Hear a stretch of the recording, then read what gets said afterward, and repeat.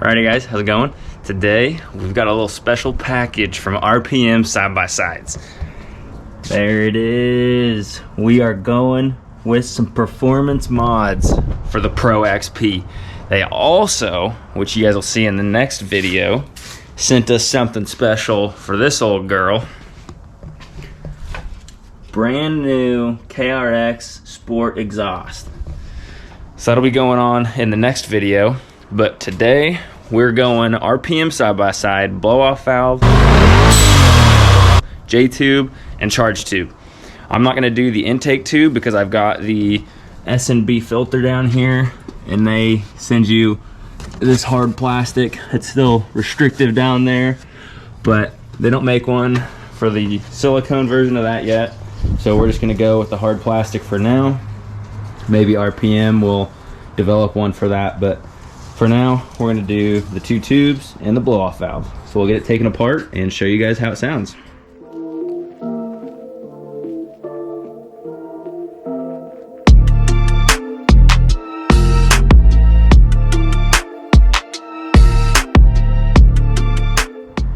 These Pro XPs make it super nice to do this kind of installation work. If you guys have seen any of my previous videos of installing anything, you'll know how easy this thing is to get apart. I'll take the box out, and then you got these T40s. You got 4 of them, and then the whole bed pulls out, exposes the whole top of the motor. And then right in there is what I'm going to be replacing. I don't know if you can see the blow-off valve tucked back in there. So we'll be getting rid of all that stuff. And it's almost like RPM read my mind with this, because I had the turbo recall on this machine. So I took it to the dealership, and evidently they had to take the J-tube off. Well, obviously they had to get to the turbo. Well, they cut my clamps off and didn't put new ones on. I noticed that about a week or two before RPM reached out and wanted to have me do a couple videos with these J-tubes.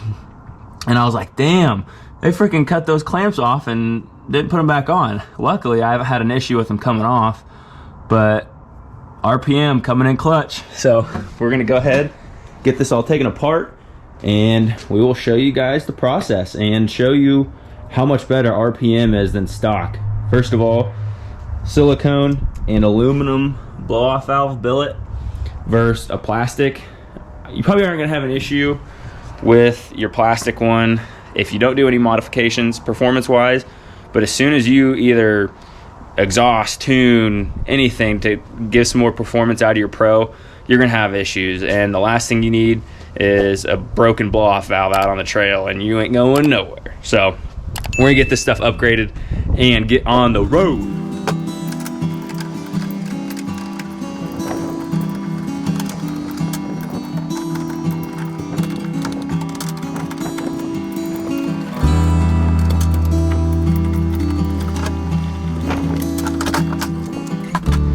So another reason that people will upgrade these, especially this charge tube, the J-tube isn't as bad. Hasn't been a whole lot of issues with it.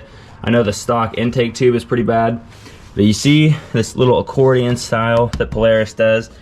It's kind of helps it expand and be a little bit more flexible. Well, that's really thin right there, and it's restrictive. So with the silicone, you get a bigger diameter all the way through, more airflow, but you're also getting a stronger design. When this gets hot, this will actually expand and can even bubble up, and eventually little holes will start to form there. You don't want to leak in your system anywhere. So that's a big reason why you need to upgrade this stuff, no matter what. I mean, even if it's just precautionary, you don't even have to be going for high boost or high horsepower numbers. It's just nice to know you've got some solid pieces in there that aren't going to leave you stranded one day. So like I said, we're going to go ahead and get these off. This one's not too bad. Take this clamp off here. We got to take the sensor out. There's another one up on the turbo in there. What we're going to do, and I've seen a couple people do it, you take this heat shield off and this heat shield, and it opens up this area really nicely. And then also with the Pros being so easy to kind of work on, unless you're working on the dash, you know that sucks ass. But we'll take the seats out and then take the firewall out of it, and that'll open up the front of the J-tube, give us a little bit more room to work. I know it's a pretty easy job. You can probably do it all from this back little engine bay area, I guess you could say, but I'm gonna make it a little bit nicer on myself, so I'm not trying to be a contortionist and get my hands in weird spots. So we're gonna take these further apart, compare the two pieces, and rock and roll. I'm gonna, at least for now, I'm gonna run the vent to atmosphere. I know some people gripe, oh, it's so annoying, why do you want to hear that all the time? Which I kind of am one of those people, but I want to just try it out for a little bit and see. Maybe it's not as obnoxious as I think. I've been in a couple that have them, and if they're installed correctly, they're not too bad. Obviously they're going to make the whoosh noise when you let off, but it is what it is. I mean, they're loud anyway as far as like the exhaust and everything, so what's the little whoosh noise in there? But so we're going to do that. And another thing to clarify, people think that you can't run a vent to atmosphere when you're in mud and water. That is completely false. RPM has actually done some testing where they will take their blow off valve here, and I've seen them do it. They'll put this end on the tube and put a water hose directly in there, and water doesn't go in there. It literally shoots the water straight back out. You have 0% chance of getting water in this thing and into your intake system, so don't worry about that. The only thing you might have an issue with is if you're in deep mud and it gets caked onto here or caked onto the filter. You might run into an issue, but again, it's pretty unlikely because it's going to be tucked way up in there, and odds are you don't have mud caked all over your motor. And we don't run in deep mud that often, so I'm not too worried about it. And again, it's pretty easy to go recirculation if you don't want to run the vent to atmosphere. So if I start having issues, I'll switch it up, or if I think it's annoying, I'll switch it up. But we're going with the cool noises for now, and we'll see how it does. So like I said, taking those heat shields off is optional. You don't need to, but it's just so much easier. You got the whole top of the turbo, a lot more room to work with. And then up here with these firewalls out, you can access everything super easily. That bolt right there on top of the turbo, obviously you can get from the back, but it's just easier to get to this sensor too. You got to take this off, which you can do at the end, but you still got to unplug it. It's just a lot easier having this much more room. I don't know if you have a Turbo S or just a normal XP Turbo. I don't know how easy it is to take this back firewall out for you guys, but if you have a Pro XP, it's just 4 little tabs that you got to undo. The top half comes out, the bottom one, there's 2 more little tabs, and then 2 in the glove box. You undo those, pull it out, super easy. You have access to everything you need and more, really. But like I said, I just like having more room to work. I kind of got a temper, especially when you drop a bolt down in there, get stuck on your aftermarket skid plate, gone forever. Aaron Hernandez. Gone forever, Aaron Hernandez. Is what it is. I just like to take everything apart. But so let's see here.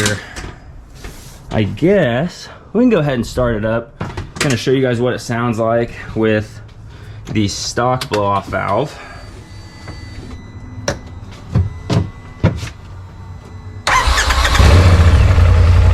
So again, you're not gonna hear anything really. I'm not gonna let it run too long because I don't want it to get hot, but can't really hear anything. Rev it up a few times for you.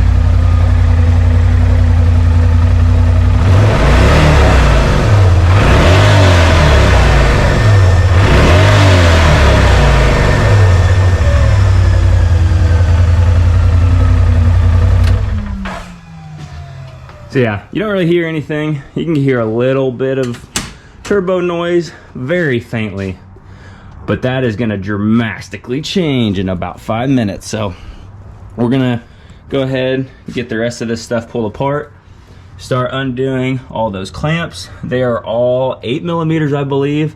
I'll let you know if there's something different, but I believe all these little worm clamps are 8mm. So we'll pull all those off and again show you guys the comparison of this little dinky tube to RPMs and get the new stuff on. This is pretty easy install so far, no real tricks, so we'll get her done.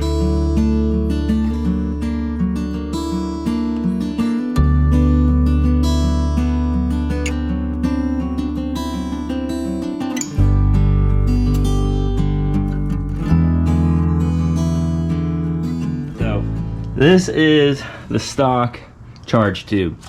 I can fit my fingers way around it, even more. I can almost wrap it around. This thing is dinky. This J tube is also pretty embarrassing. So flimsy. So, I mean, the accordion, cool, great in theory, but not in reality. Here we go.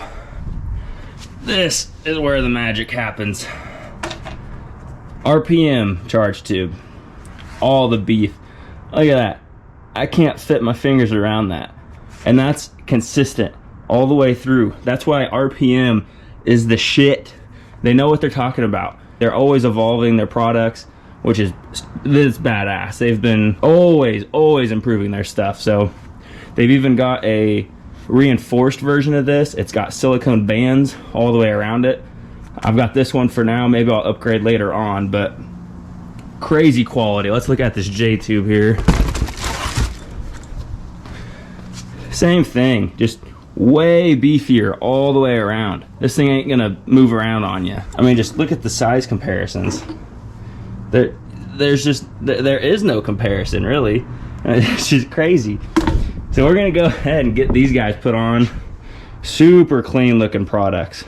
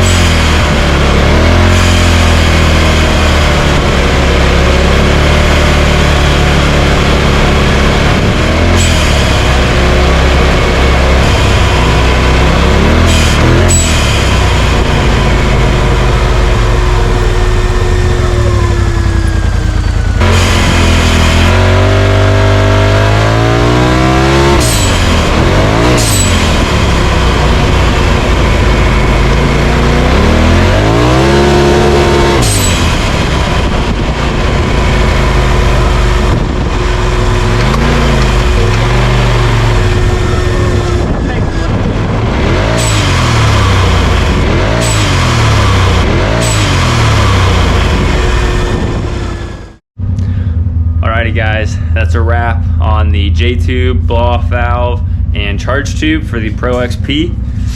First impressions, doesn't sound too bad when you're running with it. Obviously you're gonna hear that whoosh noise when you let off, but it doesn't seem too bad right now, so we'll see once I start trail riding some more and get the fiance in there, because you know she's kind of the final straw. If it's too loud or too obnoxious, she's got to go. So we'll see, but who knows, she might like it. But yeah, overall not too bad. Taking everything apart, taking those heat shields off really helps. Overall, really nice quality stuff, way better than stock. If you guys want to check this stuff out, it's rpmsidebyside.com. Hit him up. Jason is super chill. If you guys are on the Pro XP forums or on Facebook, you see him in there all the time commenting. So you know his stuff's pretty good quality, and yeah, we'll see how she does. So thank you guys for watching. Appreciate it. You hit that like and subscribe button. It helps me out a ton. I've got some plans for next year. We're going to do a lot of riding, getting a lot more content out for you guys. Hopefully we get more stuff like this where we do some how-tos and start really building this thing up with some aftermarket parts. So we'll show you guys one last time that blow-off valve, and we'll see you later. Peace.